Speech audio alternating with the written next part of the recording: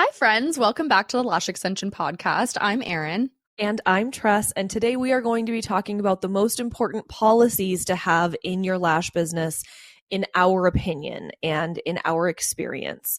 So, this is really important if you possibly have been struggling a little bit with boundaries. They're not the same thing. Policies are different than boundaries, but in my opinion, we need to have good boundaries in order to be able to enforce policies correctly and properly. So I know that Erin has a lot more experience with building policies and being able to enforce them in like a kind but straightforward and loving way. And so we're probably going to be hearing quite a lot from her today.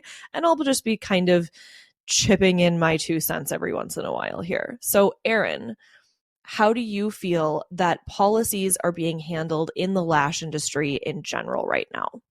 So, I think that in the industry, a lot of people are talking about how they, have a luxury service and they want to attract this really high-end clientele. But one thing that I've learned in my business is I actually have very strict enforced policies. However, I am more lax now with a higher end clientele with my policies than I ever was with a lower price point when I was first charging a lower price point, which seems really backwards. You would think that by having a higher price point and having a more luxury service that you would have stricter policies in place, but it really accidentally kind of happened the opposite for me. And originally, I know me and you, Tress, have had a different experience with this where you came into this industry with a little bit different understanding about business and policies and kind of who you were. And I don't want to speak for you here, but for me, I ended up coming into this industry very rigid. When I first learned that policies and boundaries needed to be a thing in my business, I was so rigid with my clients. Like there was no grace, there was no room for mistakes. I was so just I had very little flexibility for my clients with, stepping over one of my policies. And I ended up having to learn coming into this industry how to soften. I ended up learning how to have more grace and how to have, a one-time mess up grace, if you will. So like if somebody is late for one of their appointments, I won't charge them for the first time that they do that and just let them know, hey, this is your grace. Just letting you know in the future that this is my policy here. Don't worry about this time. It's totally okay. However, moving forward, this is going to be the policy that I do have to enforce. Things like that were just very graceful to my clients and taking care of my clients a lot more. Tress, what was your experience coming into that when you first learned that policies and boundaries needed to be in your business? So I came from a background of enforcing other people's policies. I worked in salons and I started as a receptionist in a really big salon when I was 16 years old. And so it was a lot easier for me to enforce somebody else's policies than it was to enforce mine because I didn't have to have the teeth behind it, right? I could be like, oh, well, this is our policy and I'm just relaying it to you, right? So I thought that I would have been just fine moving into my own business and doing my own thing based on the fact that I had so much experience talking with disgruntled customers and with people who maybe had a mishap or we made a mistake on our part, on the salon part. And so I really was able to work through some of those things already. And a couple of the things that I learned were perfect for me to bring over into my own business. And I'll touch on those just a second. But when I brought it into my own business, what I found was I struggled immensely enforcing policies for myself. I didn't have any backing, like any manager or any management to stand behind me and say, hey, we're making her enforce these policies. So I became a doormat. I just wanted everybody to like me. I wanted everybody to come in when they needed to. I wanted everybody to be able to, have the best experience with me possible. And it took me quite a long time to realize that in order for me to give people the best experience possible, I had to enforce policies and I had to have boundaries. And that wasn't like obvious to me, right? One Yeah. of the things that I really did learn though was how to talk about them. So when I did start enforcing them, I had good language for them, and that was really helpful. I love that. Maybe you can tell us that towards the end of this.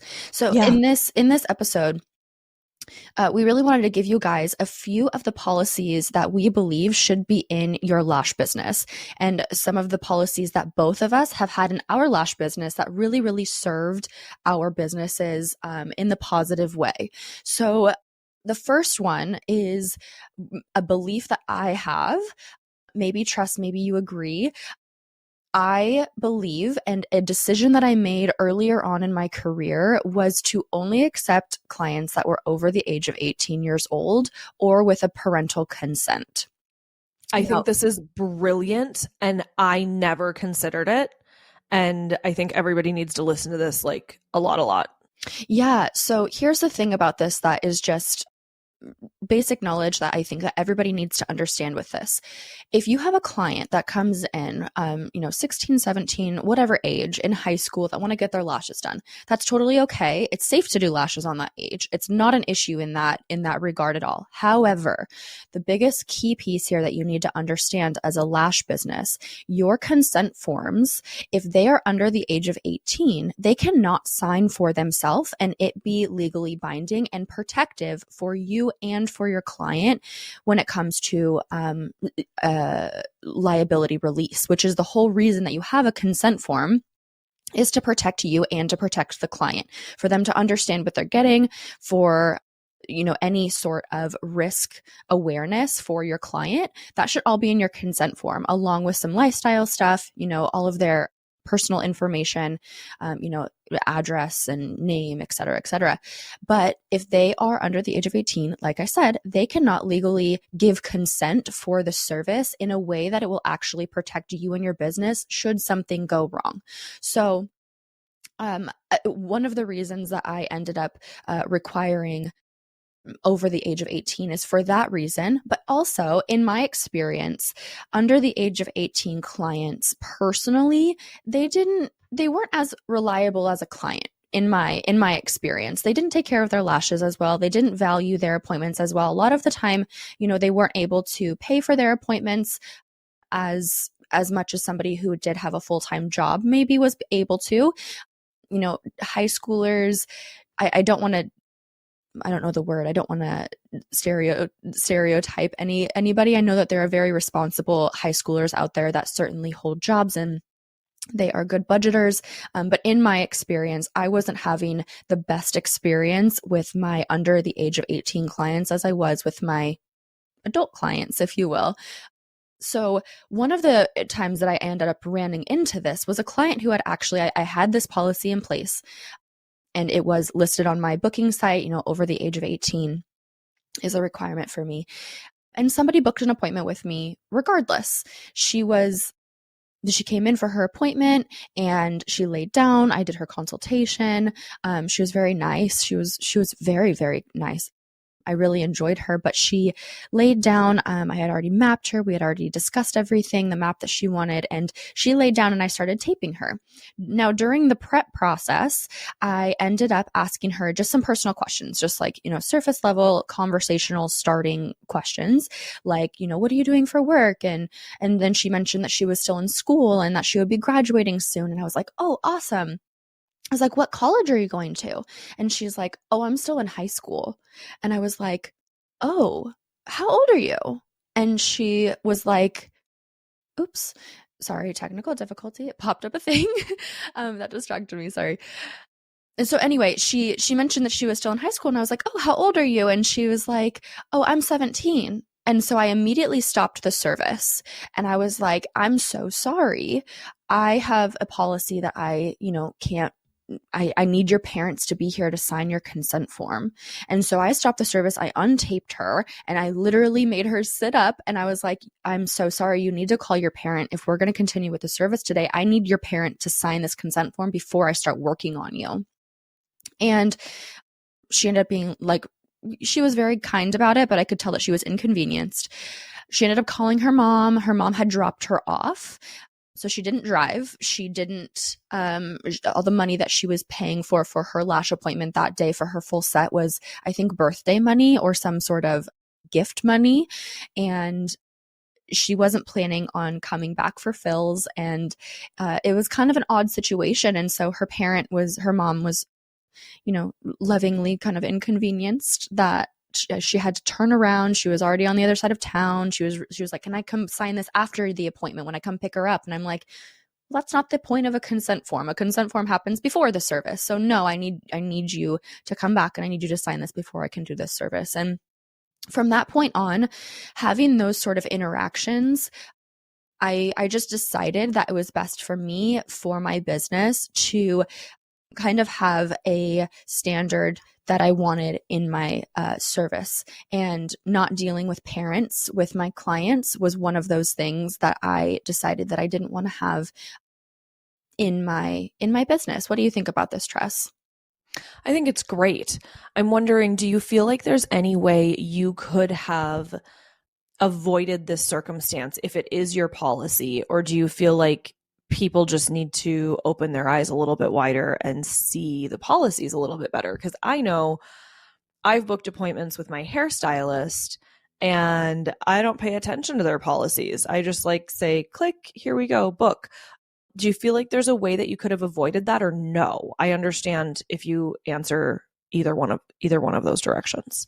Yeah, I mean, the easiest thing that I could think of, my online policies, I do have online consent forms that they sign and they agree to along with my policies. So my policies on my online booking site are not just listed, but they're listed, and then the next page is also, again, bullet point listed, and then they consent to them. They acknowledge them before they can book their appointment. So I have online consent forms as my clients book their appointment online, and then I also have in-person consent forms.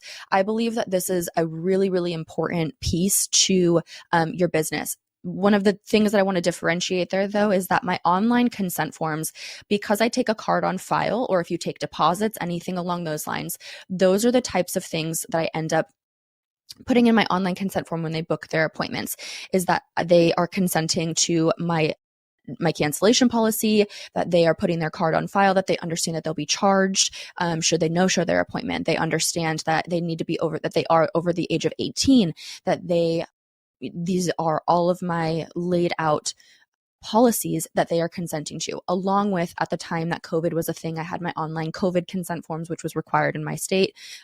And then I could go into a lot of detail. We don't really need to do all of them on my consent form right now. That's a different podcast for a different day. But those are my online consent forms. Those are kind of pre-acknowledgements that need to be consented to before they come in for their appointment. Because if they were a brand new client that you've never seen before, then there's no consent forms that they have signed for you to be able to charge their card. So should there ever be a dispute, should there ever be anything that they challenge you on, those are things that are preliminary that they need to understand as a first-time client that they aren't able to know until they are in person with you. So if you are somebody that waits to until they are in person with you, you could lose out on some of those acknowledgments and understandings if you don't have preliminary consent forms. Now, I would never ask somebody their medical history or their personal information online before they've even ever met me. If I were a new client going into a new appointment that I've never met a service provider, I would not feel comfortable filling that out with somebody that I had no idea who it was. So those are kind of why I have the two different consent forms. Is the online is really acknowledging my policies, cancellation, their card acknowledgments, as well as in person. That's more my consultation consent form. So consenting to photos, consenting to the service, understanding the risks of the service, their personal information like their name, their phone number, their email, their address, their medical history. Are they on any medications? Are they struggling with any, medical I don't want to say the word diseases, but for lack of a better term, struggles, irritations, and medical considerations, similar to like alopecia, high stress levels. Are they on hormone replacement therapies? Are they struggling with those sorts of things? So all of those questions are my in-person consent form. Then my like I said, online is a little bit different. So to answer your question, could that have been avoided differently? No, because she did online on my online consent form, she did sign that she was over the age of 18. So so I can't avoid dishonesty if somebody chooses to do that until I do a follow-up in person at their appointment, kind of verifying their age. And generally, when someone comes in, you can tell when they're, over the age of 18, and I don't need to verify their age. And that, I would say, 9.999 times out of 10, I can tell that they're over the age of 18. But otherwise, no, I did my due diligence to have that in my consent forms when she booked her appointment that she, overlooked or wasn't necessarily honest about. So if you are somebody that wants to have this policy in your business, make sure that it is something that is a preliminary understanding and acknowledgement before they come in for their appointment. Okay. So that's fantastic information. I agree with you. I don't really think that there was a way to avoid that. For lash artists, just like briefly, for lash artists who have clienteles that are underage and who do want to still take clients that are possibly 13, 14, 15, 16, 17 years old, do you feel like, yes, absolutely, go ahead and do that? Just make sure that you have these policies in place, that their parents sign the consent form. Like, just on like a personal level, do you approve of that, or do you feel like, oh, it's risky either way? Yeah, I think that it's fine. Like, we know that our adhesives and our products are safe for people that are underage. I would probably just think that discernment for what is appropriate and what's age appropriate for getting lash extensions, that's up to the person and kind of their discernment to make that decision on what they're comfortable with applying lashes. Nail salons, they'll apply nails and do nails for babies, like they'll come in and get pedicures for little kids, like we're wanting to have like a mommy daughter day sort of situation. So I think that the age range that the artist is comfortable with is totally up to the artist to make that decision for them. However, it is important that you understand that parental consent needs to be a part of that. And for me, just protection for myself and my business, if they're under probably the age of 16 when they can drive themselves to their appointment, I would ask that their parents stayed with them for the entirety of the appointment. I would ask that their parents didn't leave. But if they're driving themselves, 16, 17 years old, it's more a matter for me that it wasn't my ideal clientele. They weren't very reliable. They were oftentimes late to their appointments. They weren't very serious about their aftercare and taking care of their lashes overall. And like I said, they were really paying appointment to appointment kind of because financially they have other obligations when you're 16 years old. I can definitely say that I wasn't my ideal clientele at 16 years old if I was getting my lashes done at that point. So priority was more so a conversation with whether they were my ideal clientele or not. And so that's more of the direction that I would go with answering that question. Awesome. Thank you so much. Let's move on to late fees and cancellations. So I took a really long time implementing late fees and cancellation fees into my appointment books and into my policies. But one of the things that I did learn to do really well is give people the amount of time that they came in for. So if people were late, like I was never the person who would look at a client and go, you're 10 minutes late, you missed your appointment. Like, I know that that is a thing, and I know that people do it, and I know that people do it from like the salon that I worked in when I was 16 through 19, and I know that people do it when they're a solo business owner. I've seen people turn off the lights, close the door, and say, no, I'm not here. They have to reschedule and come back, and it's because they feel so disrespected that they're late. When I learned how to deal with this, I didn't actually put any policies in place because I had a way that I dealt with it. And it was just, I will happily give you as much time as I have left in your appointment. So if you'd like to, come on in, lay down, we'll get started right away, and I'll give you everything that I can. And I did it with like a loving and a good and a graceful attitude. So it's like if somebody came in 5 minutes late, 15 minutes late, or 20 minutes late, whether they were in for a facial at the beginning of my career or they were coming in for lashes, I'd be like, I understand. Like they'd be stressed, they'd be walking in, they'd be frazzled, and I'd go, okay, I'd point out the time. I'd point out how much time we have left of their appointment, and I would give them the option to reschedule, or I would say, otherwise, I will give you as much as I can within the time that we have. Come on back with me. And I would say 9 times out of 10, people were like, yes, give me whatever you can. And there was no confrontation, there was no conflict. I didn't need to run late into my next appointment. And I was able to deal with late clients really easily, actually, because they just got used to me saying, I will do what I can. So I had like clients that were chronically late, and I had zero problem with them. They still paid me for the full amount of time, right? And they still came in and they were still like, yep, give me what you got. And I was like, great, let's go. And there never needed to be any conflict around it. However, I also know that not everybody has a clientele like that. But if that's something that you can get used to saying, you can end up getting paid and developing better relationships with your clients.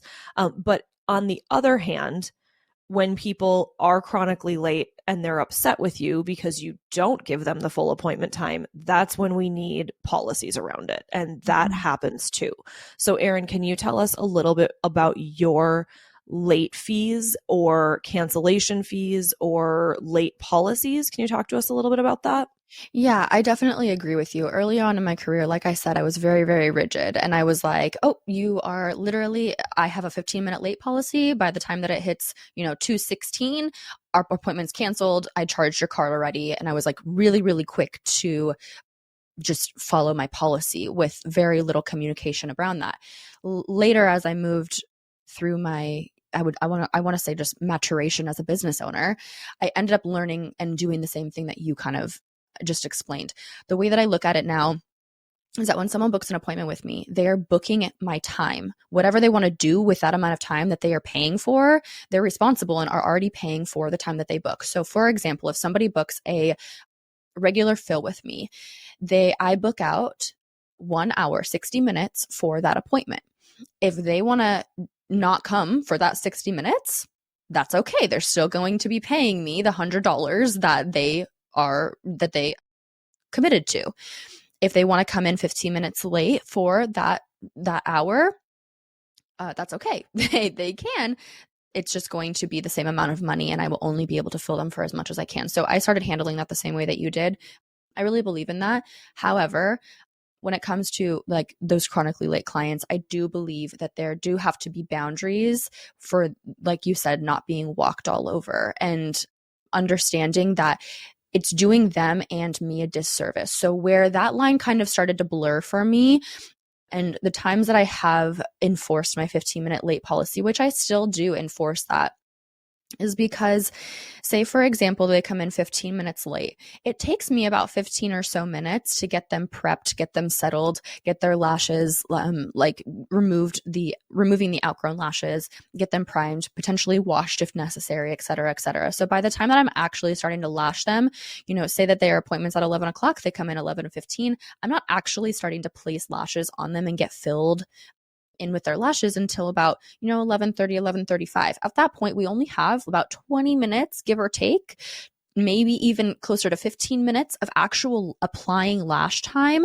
before I need to start wrapping up their appointment to not run into my later or my next appointment, and get them rescheduled and booked for future appointments, paid, checked out, and the ending of a service. So if somebody's chronically late and moving forward, they only are getting 15-minute appointments, then every single time that you have a regular fill with them, then you are going to have to be playing catch up. And it was putting a lot of pressure on me moving forward. And I never felt like I was actually getting my clients fully filled at that point.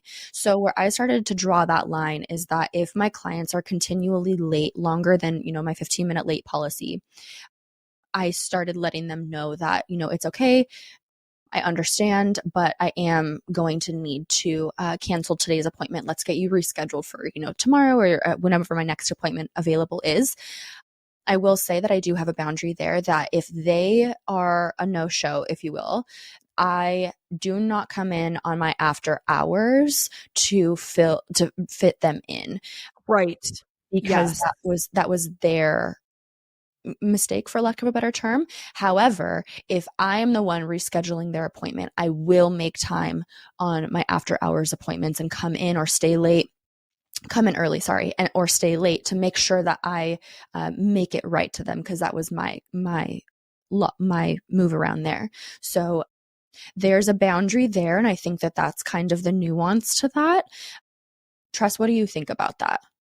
I totally agree. I think that it's hard for some people to enforce those boundaries, but if you can think of it as exactly what you said, if you can think of it as, if I do this, then I'm going to do whatever it takes to make it up to them. And if it's their responsibility, then they need to fit into my schedule.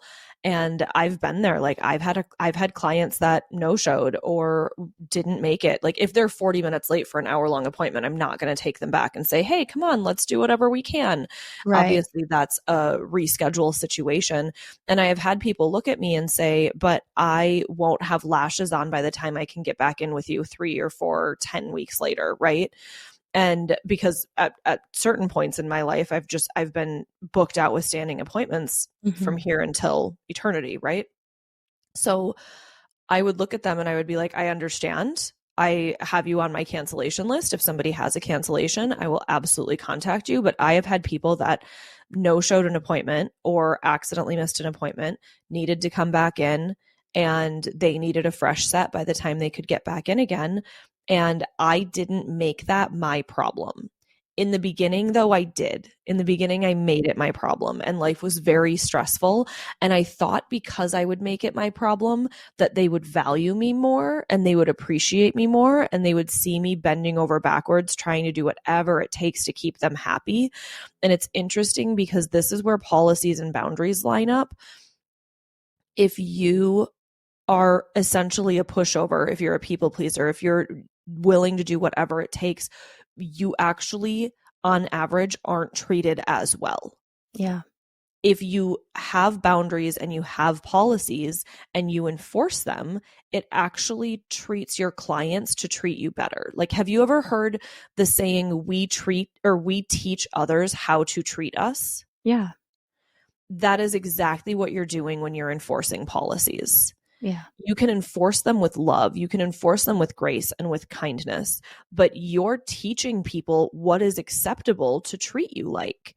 And that's why these things are so important. And that's why I didn't have the respect of my clients. I might have had their appreciation. I might have had their love. I might have had like their friendship, but I didn't have their respect when I wasn't willing to stand up for my policies and to stand up for my boundaries. And like, that's the most important thing for me, right? Like whatever policies you have in place, they might be different than me. They might be different than Erin. They might be different than other lash artists, but you got to have them, especially in order to teach people how to treat you and to teach them that as much as you love them, you are the authority here.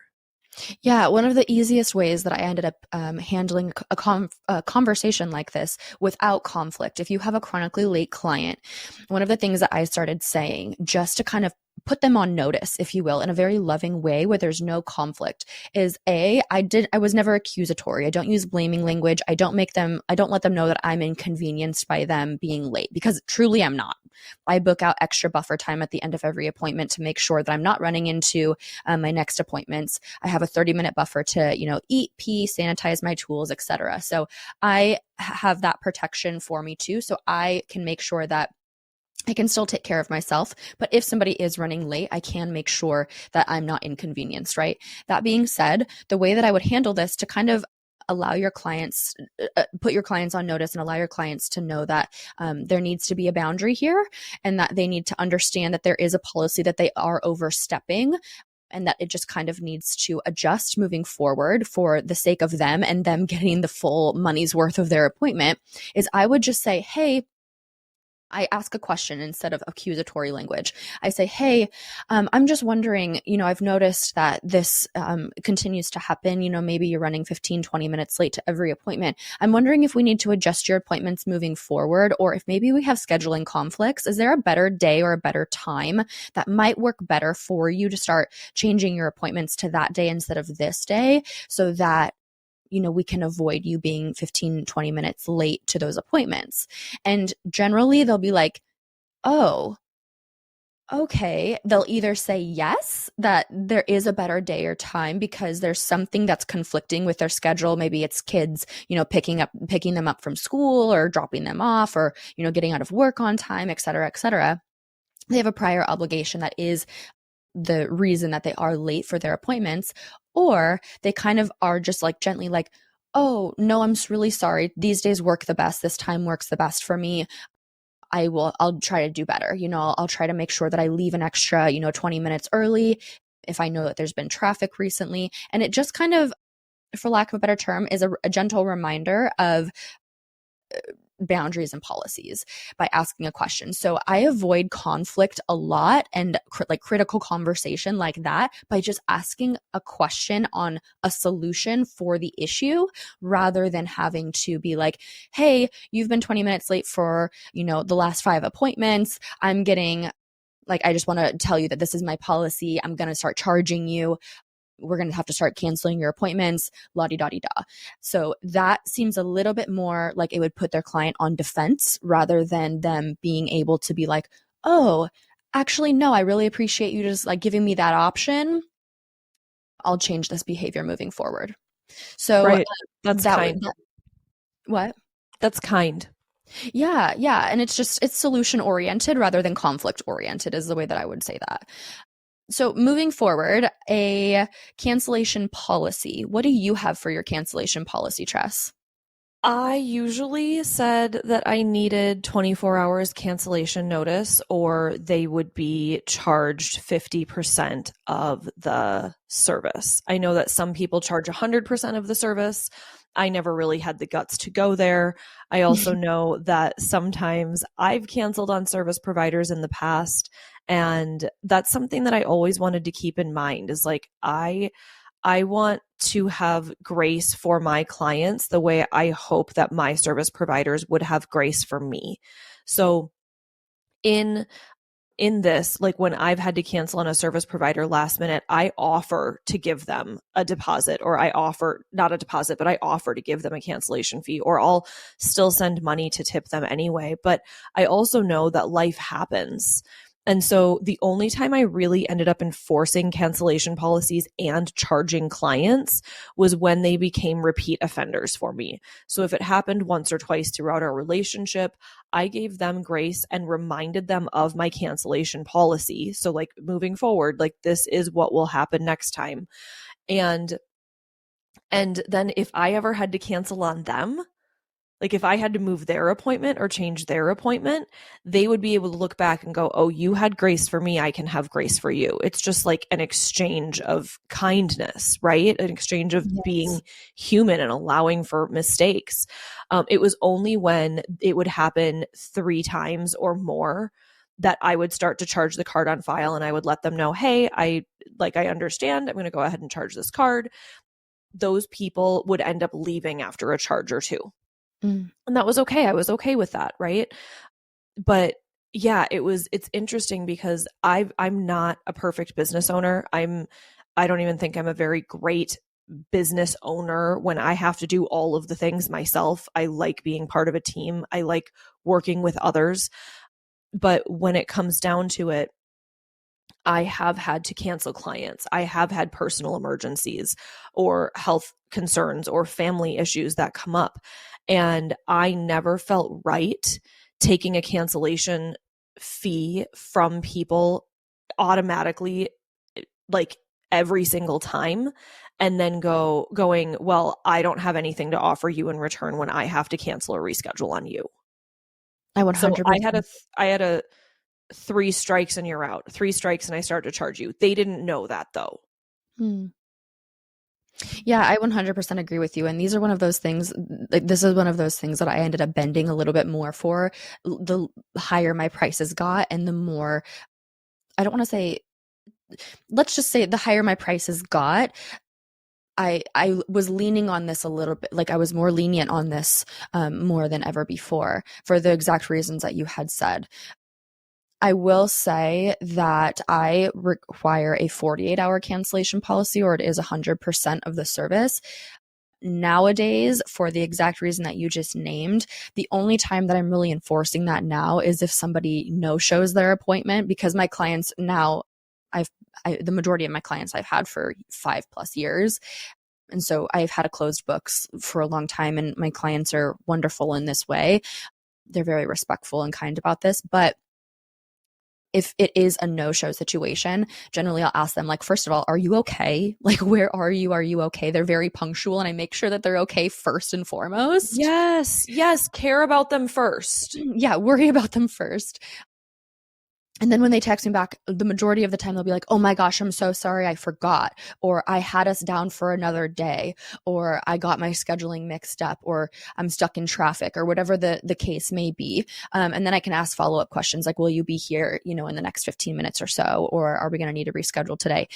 If it's a situation that it's chronically forgotten, or it is an issue that's a repeated misagended, like mismanagement of time, like I will charge 100% of the service for those situations. But the majority of the time, if somebody last minute if cancels and like say that they're sick and they're like, oh my gosh, and I'm really, really sorry, I woke up this morning and I'm just throwing up, or I can't do this today, I have a migraine, or whatever it is, I always give grace for those situations, because those are kind of unforeseen circumstances.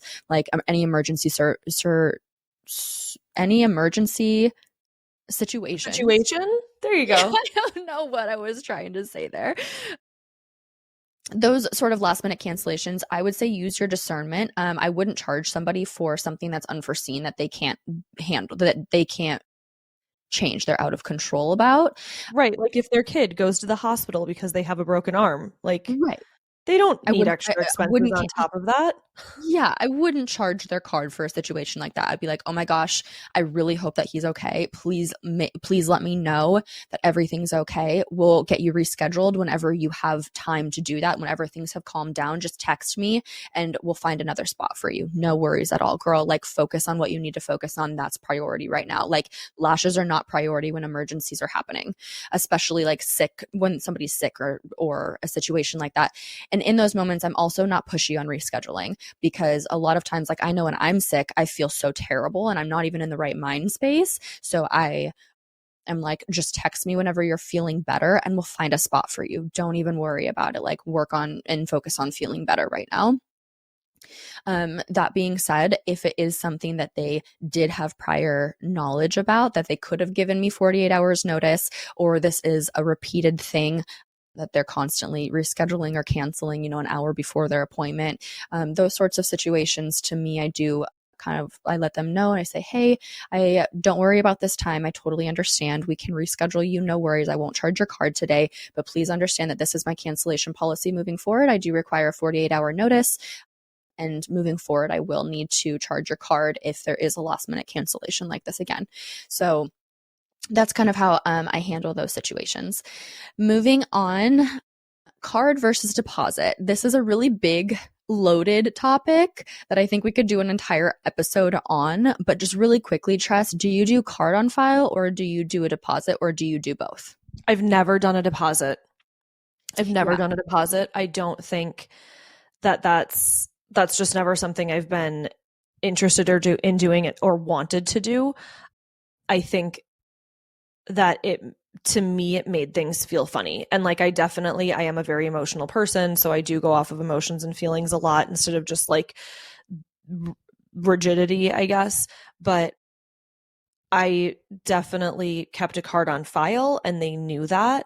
But taking a deposit feels different to me. Like, I'm trying to think of how I could compare it to something, but it doesn't even compare to anything for me. I agree. I've always leaned towards card on file, and I've felt more comfortable with a card on file. To me, asking money from somebody before I've ever met them feels a bit odd to me, and that didn't sit right with me. Plus, the other direction with that, with deposit, for me, it felt like it was adding a job to my plate of having to constantly make sure that everybody had, if they had scheduled an appointment with me, that I did have their deposit already, a week or so before their appointment. And it just was adding a job to me of managing and keeping track and organizing when I really didn't want to do that. Nowadays, booking sites won't allow somebody to, like, you can have a certain booking site that requires a deposit as they book their appointment, which I do for my courses. So for my courses as an educator for in-person, I have the deposit or pay in full option. But for my clients, I only do a card on file with the understanding that if they cancel their appointment last minute, they are going to be charged 100%, as where a deposit, unless you do both, which I was let know that that's kind of the modern way of doing it now, is doing a card on file and a deposit. The deposit, though, for me felt like if I had a policy of 100% of the service booked, I believe that every service provider they are owed the full amount of the service if their time is booked out. If you are only requiring, say the service is a $300 appointment and you're only charging $50 for the deposit in insurance that they're going to show up for their appointment, and then they don't show up, that $300 appointment is now you're only getting paid for $50 of that $300 appointment. A lot of people nowadays are doing the deposit of $50 with the card on file so that they can charge the card the extra amount should they no show.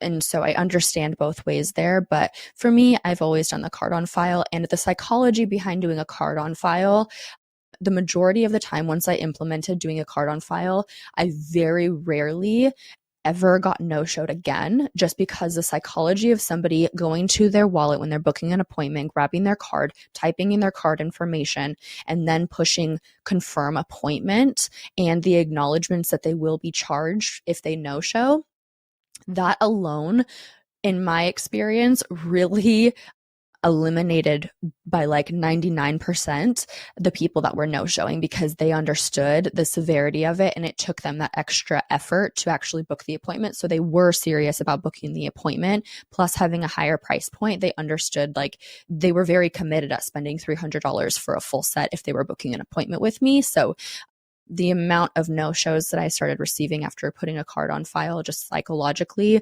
was so much lower. And to me, that was enough. So the things that we have covered today have been so important, and I just want to give a little recap of them and then let you guys know that we're going to do a part 2 because we still have a lot of things that we haven't touched on. And I want to be able to talk about where we get these policies from and what some resources are for them, and, how to make sure that, maybe even how to make sure they're legally binding, right? I know I'm not a lawyer, so I think that it's important to go over those things. But for what we talked about today, we chatted about how it's really important. You've got to have parental consent if you have clients that are under 18. If you have a late fee or a cancellation policy, it should be something, from our opinion, that you use with grace. With great power comes great responsibility, right, guys? But let's use it with grace so that our clients can have grace for us in return when we need them to, which we're human. We're going to need them to.